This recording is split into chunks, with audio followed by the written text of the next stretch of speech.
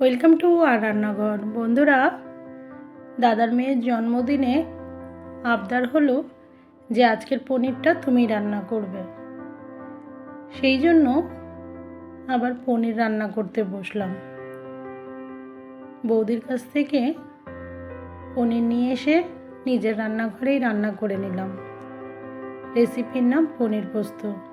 কিভাবে রান্না করলাম, বেশ 500 গ্রাম মতো পনির ছিল।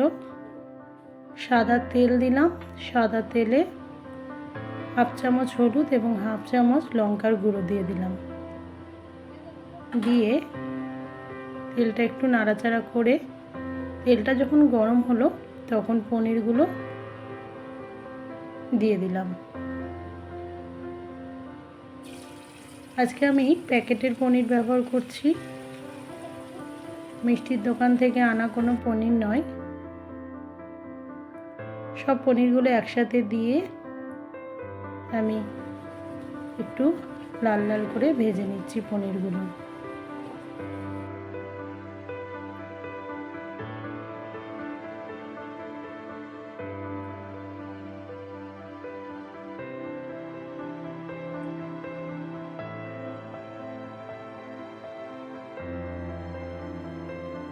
এবার একটা পাত্রে আমি গরম জল নিলাম। গরম জলে আমি যে পনিরগুলো ভেজেছিলাম সেই পনিরগুলো দিয়ে দিলাম। আমি এইরকম পনির সব সময় ভাজার পর একটু গরম জল ব্যবহার করি, আর উপর থেকে একটু লবণ দিয়ে দিলাম। আমি কিন্তু ভাজার সময় পনিরে কোনো লবণ দিইনি। এবার কিছুক্ষণের জন্য পনিরটা এরকম গরম জল এবং লবণে ভিজিয়ে রেখে দেব। এবার কড়াইয়ে পনির ভাজা তেলটাই ব্যবহার করলাম এবং ওই তেলে দুটো এলাচ, লবঙ্গ, দারচিনি দিয়ে দিলাম। আর বড় সাইজের দুটো পেঁয়াজ বেটে রেখেছিলাম, সেই পেঁয়াজ বাটা দিলাম। তারপর দিলাম 1 চামচ রসুন বাটা এবং 1 চামচ আদা বাটা। রসুন আদা বাটা নাড়াচাড়া করে দিয়ে দিলাম একটা বড় সাইজের টমেটো বাটা। একসঙ্গে দিয়ে একটু ভালো করে মিক্সড করে নিচ্ছি। পেঁয়াজ, আদা, রসুন, টমেটোর একটু কাঁচা গন্ধ যাওয়ার পর 1 চামচ হলুদ গুঁড়ো, 1 চামচ শুকনো লঙ্কার গুঁড়ো, 1 চামচ জিরে গুঁড়ো দিয়ে ভালো করে এবার মশলাটা কষে নিচ্ছি।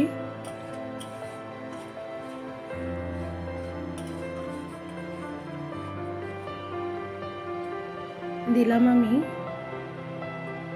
2 চামচ মতো টক দই। বাড়িতে পাতা টক দই থাকলে দিয়ে দেবেন, টক দই অপশনাল, না দিলেও হবে। যখন আমি টক দই ব্যবহার করি তখন ফ্লেমটা বন্ধ করে দিই। আর এই যে এই বাটাটা দেখছেন, এটা পোস্ত, চারমগজ আর কাজু বাদাম 3টে মিক্সড করে আমি পেস্ট করে নিয়েছিলাম। সেই মিশ্রণটি দিয়ে দিলাম আর দিলাম বাটি দেওয়া জল।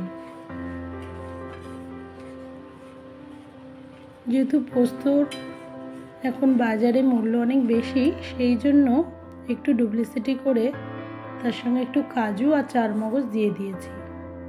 পুরোটাই যদি পোস্ত ব্যবহার করি খেতেও ঠিক ততটা টেস্ট হবে না, আবার মূল্যও প্রচুর। যাই হোক, এবার যে ভাজা পনিরগুলো ছিল সেই পনিরগুলো দিয়ে দিয়েছি। তারপর যে পনির ভেজানো যে জলটা, সেই জলটাই আমি ব্যবহার করছি, আলাদা করে কোনো জল ব্যবহার করিনি। জল দেওয়ার পর এবার পনিরগুলো ফোটার জন্য দিয়ে দেব।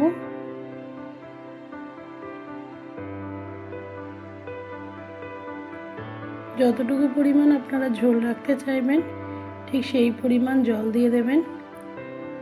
এবার একটু হাতে করে ম্যাশ করে আমি কসুরি মেথি দিলাম।